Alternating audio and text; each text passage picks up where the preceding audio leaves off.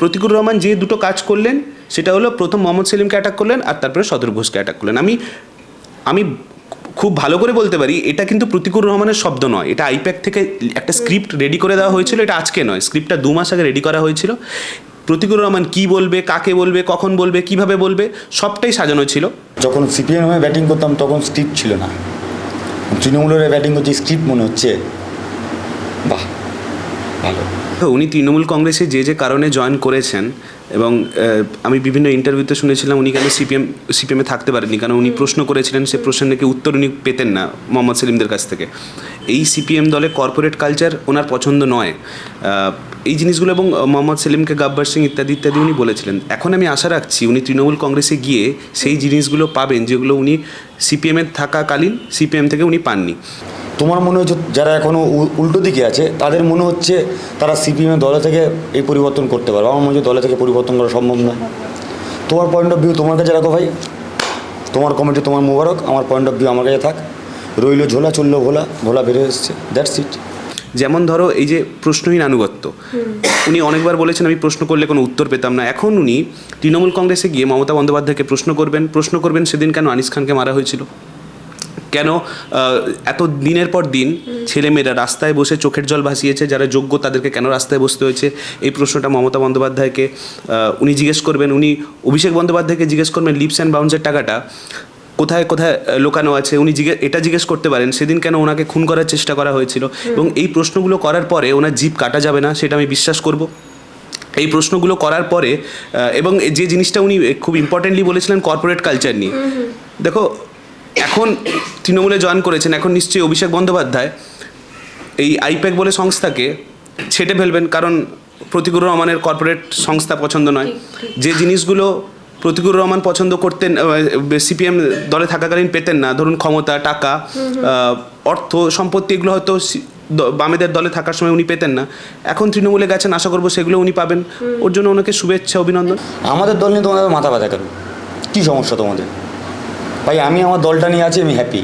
তোমরা তোমার দলটা নিয়ে থাকো, তুমিও হ্যাপি থাকো, দ্যাটস ইট। উনি প্রতিকুর রহমান হয়েছেন আজকে লাল ঝান্ডাটা ছিল বলে। আমাকে নিয়ে গাদ্দার বলতে পারিস, ক্ষোভ নয়, অভিমান রয়েছে। অভিমান, যারা যে কাজ করেছে তাদের সেই কাজের একটা সময় তাদেরকে ব্যবহার করা হয়েছে, তারপরে যা স্টেপ ছুঁড়ে ফেলে দিয়েছে।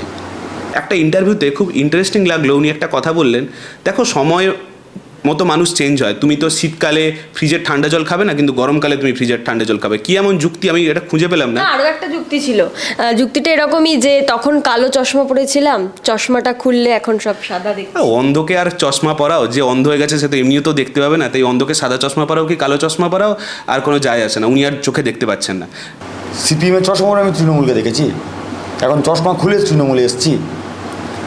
তো তখনকার পয়েন্ট অফ ভিউ আর এখনকার পয়েন্ট অফ ভিউ এক হবে না, পয়েন্ট নাম্বার 1। পয়েন্ট নাম্বার 2 হচ্ছে নীতি আদর্শের কথা বলা হচ্ছে। তো নীতি আদর্শ কী কী নীতি আদর্শ কী বল?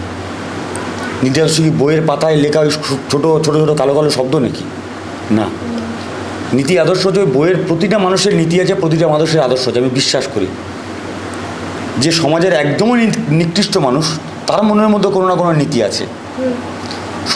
সবার কেউ না কেউ কোনো না কোনো নীতিতে একটা ধরে বেঁচে থাকতে চায়, কিন্তু নীতিটা তখনই তোমার পক্ষে মানে তুমি নীতি আদর্শ কথা তখনই বলবে যখন তুমি তোমার জীবনে সেটা অ্যাপ্লাই করবে, জীবনের ক্ষেত্রে সেটা প্রয়োগ করবে।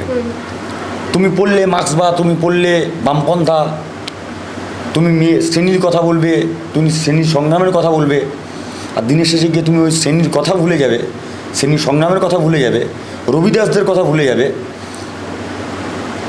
আর উল্টো থেকে দাঁড়িয়ে তৃণমূল কংগ্রেসে যারা বলে নীতি নেই, আমি বলেছিলাম নীতি নেই, নৈতিকতা নেই, বলেছিলাম না? অবশ্যই বলেছিলাম। এখন দেশে দেখছি তৃণমূলের নীতি কী?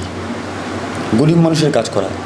সমাজের শেষ প্রান্তে যে গরিব মানুষটা আছে সে তো সরকারি সাহায্য পাচ্ছে, কোনো না কোনো প্রকল্প পাচ্ছে।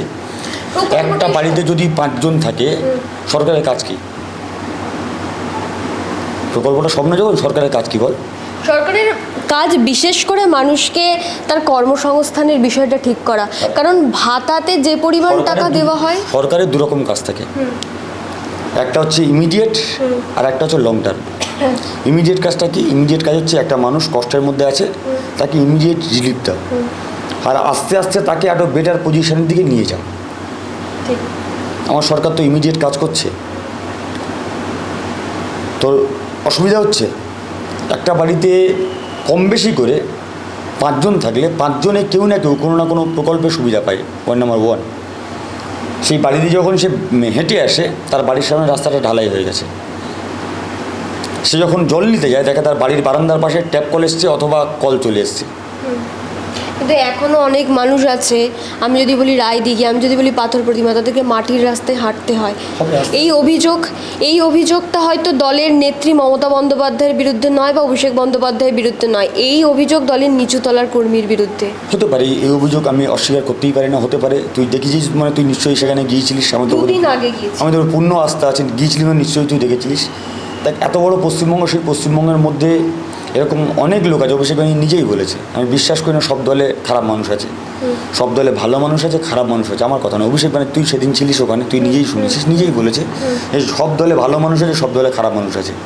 আমাদের কাজ হচ্ছে খারাপ মানুষগুলোকে আস্তে আস্তে দূরে সরিয়ে রেখে ভালো মানুষগুলোকে সামনে নিয়ে আসা হবে আস্তে আস্তে। আমাকে কেউ যদি প্রশ্ন করতো যে তোমার রাজনীতিতে মন কেন হঠাৎ করে জাগলো, এত কিছু ছেড়ে হঠাৎ রাজনীতি কেন, তখন যে 2-3টে নাম বলতাম তার মধ্যে একটা প্রতীকুর রহমান থাকতো, এবং ভবিষ্যতেও থাকবে। এটা তো মিথ্যে হয়ে যাবে না। প্রতীকুর রহমানের আমার জীবনের কতটা অবদান আছে।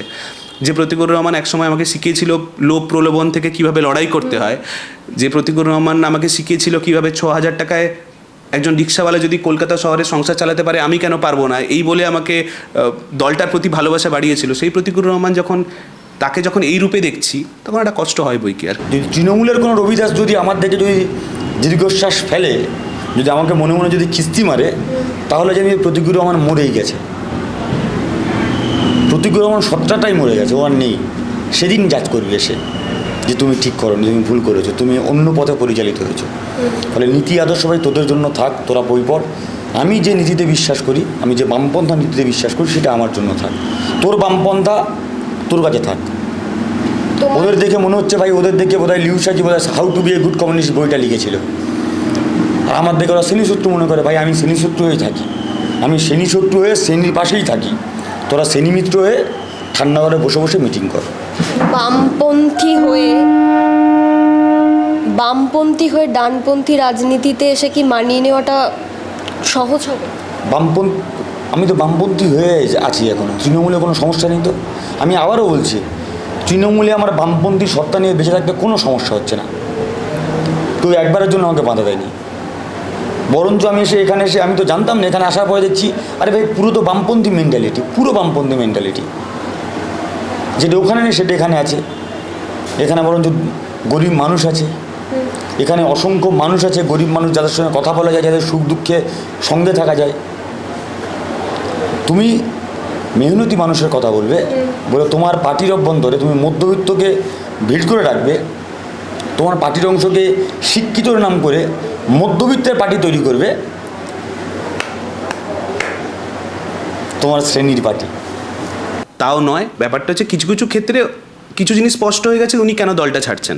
ঠিক আছে, তারপরে উনি কিছু ইনিয়ে বিনিয়ে এমন কিছু কথা বলেছেন। এবারে কেউ তো দল ছাড়লে ডিরেক্টলি বলে না যে আমার এখন ক্ষমতা চাই, আমার এখন টাকা চাই, আমার এখন সম্পত্তি চাই, আমার পদ চাই বড় বড়, এগুলো তো কেউ মুখে বলবেন না। আমার কাছে হচ্ছে দুগ্ধে দুগ্ধে মরাচ্ছে, আমৃত্যু তলিয়ে যাচ্ছে, বিদ্রোহ করে মরে যাওয়া অনেক বেটার। দৃষ্টিভঙ্গির উপরে ডিপেন্ড করে বস, কে কীভাবে নিচ্ছে, কে কীভাবে দেখছে তার উপরে ডিপেন্ড করে। ও যেভাবে দেখেছে ও সেইভাবে ও সেই দৃষ্টিভঙ্গিতে ওর পার্টিকেও বিশ্লেষণ করছে।